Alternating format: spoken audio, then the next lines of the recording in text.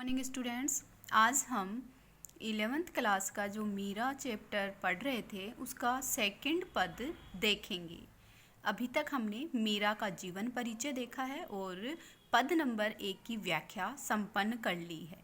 आज हम पद नंबर 2 की व्याख्या देखेंगे। तो देखिए, पग घुंघरू बांध मीरा नाची, अर्थात पाँव में घुंघरू पहनकर मीरा नाचती है।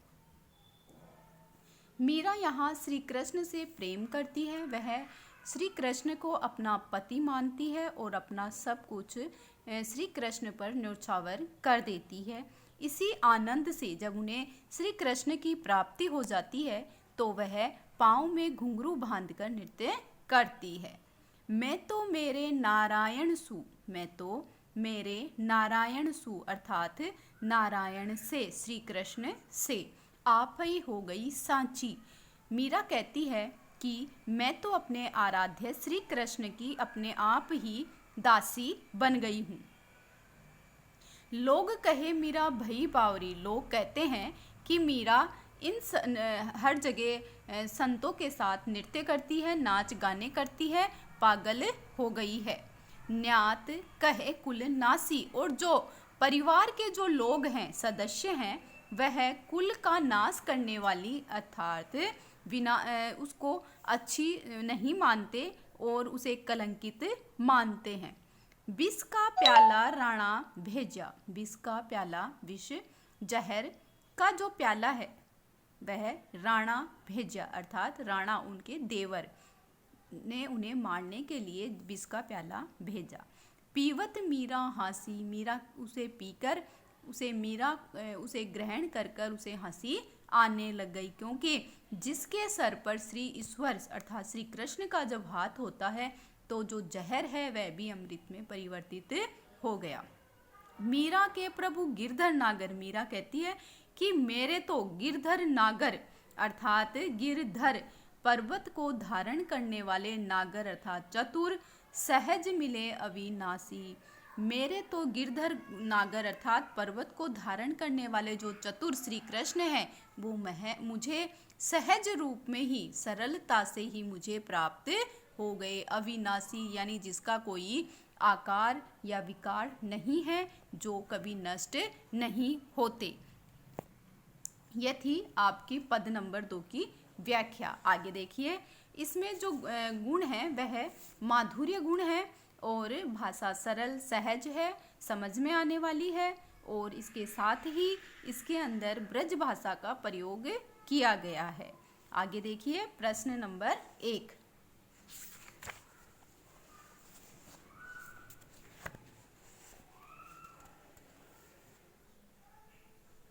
प्रश्न नंबर 1 देखिए, मीरा कृष्ण की उपासना किस रूप में करती है, वह कैसा रूप है? तो इसका उत्तर है मीरा श्री कृष्ण की उपासना अपने पति के रूप में करती है और वह श्री कृष्ण के जिसके सर पर मोर मुकुट धारण है वह उसकी उपासना करती है और उसे ही अपना पति मानती है।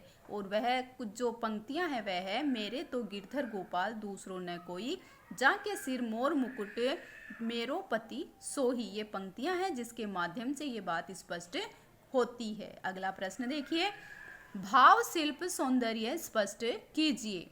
अंशुवन जल सींची, सींची प्रेम बेली बोई, अब ते बेली फैली गई, आनंद फल होई। तो देखिए, यह प्रश्न व्याख्या के आधार पर आपको स्वयं करना है, लेकिन फिर भी देख लीजिए, इसमें आपको इसका भाव और शिल्प सौंदर्य स्पष्ट करना है। तो सबसे पहले आप इसको भाव है वो स्पष्ट करेंगे कि इसका भाव क्या है। कवि जो कवियत्री है मीरा, वह इसके माध्यम से क्या कहना चाहती है। तो इसके माध्यम से आंसुवन अर्थात आंसुओं से जो बेल सींच, प्रेम रूपी जो श्री कृष्ण की जो बेल उसने लगाई थी मीरा ने, वह उसे आंसुओं से सींच कर इतनी बड़ी हो गई है कि वो फैलने लग गई है। तो अब मीरा को आनंद की प्राप्ति होने लग गई है।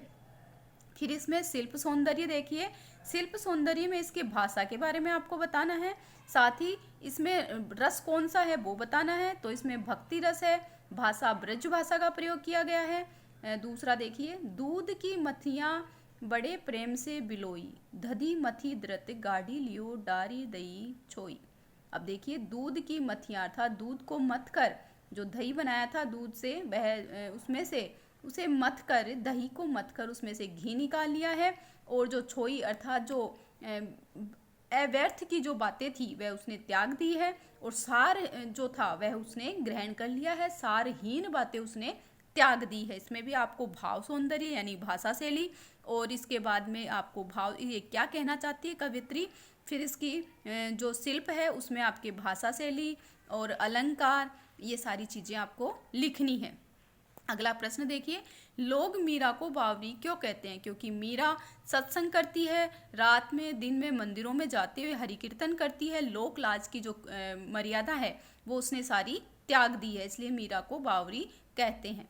विष का प्याला राणा भेजा पीवत मीरा हंसी, इसमें क्या व्यंग छिपा है कि उसे मीरा को हंसी आती है कि जिस विष को उसे मारने के लिए उसे भेजा गया था, पिलाकर अगर उसे पीकर मीरा मर जाएगी तो उसे हंसी आती है कि जिसके सिर पर श्री कृष्ण का हाथ हो और जिसने श्री कृष्ण ने जिसका हाथ पकड़ रखा हो उसका कोई क्या बिगाड़ सकता है।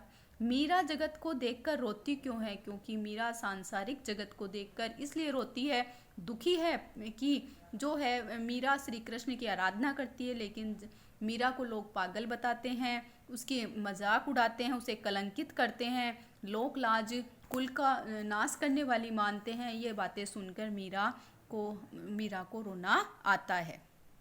तो ये थे आपके प्रश्न। धन्यवाद।